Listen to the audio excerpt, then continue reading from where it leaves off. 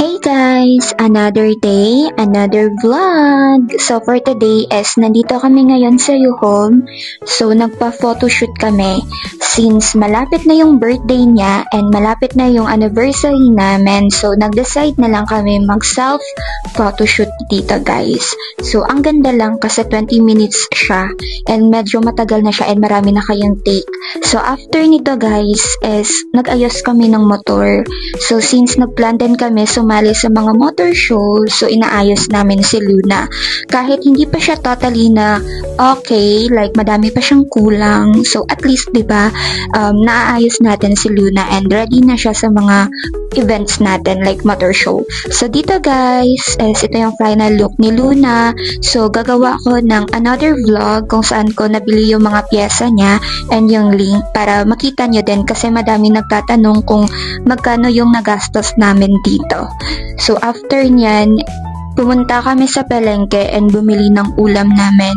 So pagkagabi, nanood ako ng movie. So ang ganda nito guys, yung The First Frost. So hindi ko alam if may next episodes pa siya since ang bitin, nasa 10 episodes pa lang ako. I think next day meron na. So ang ganda ng story and first time ko nanood ng Chinese drama.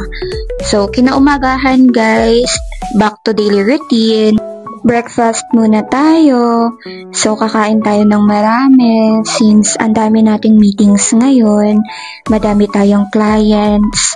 So, yan guys. Need natin mag-ayos muna before tayo o-open ng shop. So, usually, nag-open kami dito 8 a.m. and nagko-close kami ng 8 p.m.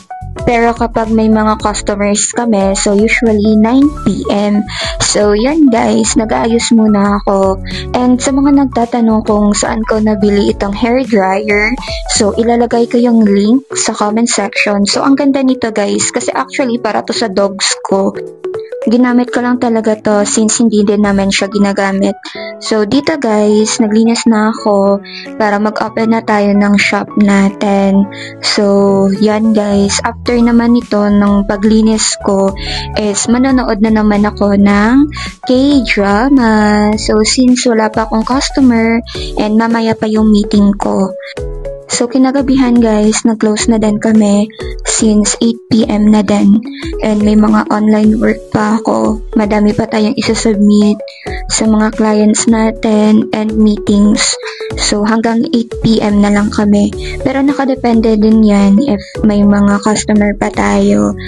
So, after namin mag-close is back to work. So, nag-online job ako since meron nga tayong agency.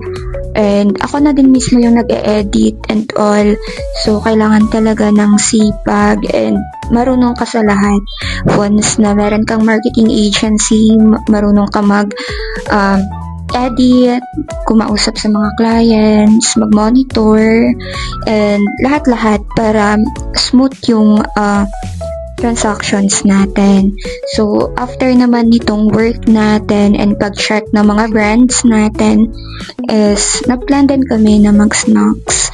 So, hindi talaga yan naiiwasan, lalo na busy and stress ka, kailangan mo ng snacks. So, yan guys, nagluto kami ng lumpia. So, binili lang namin to, ready-made na siya. So, siya na din yung nagluto ng aming snack for tonight. So, habang kumakain, nood kami ng movie. Deserve naman natin manood ng movie after the long productive day. So, yan lang guys. So, abangan nyo yung mga next episode ng ating vlog. See you! Bye!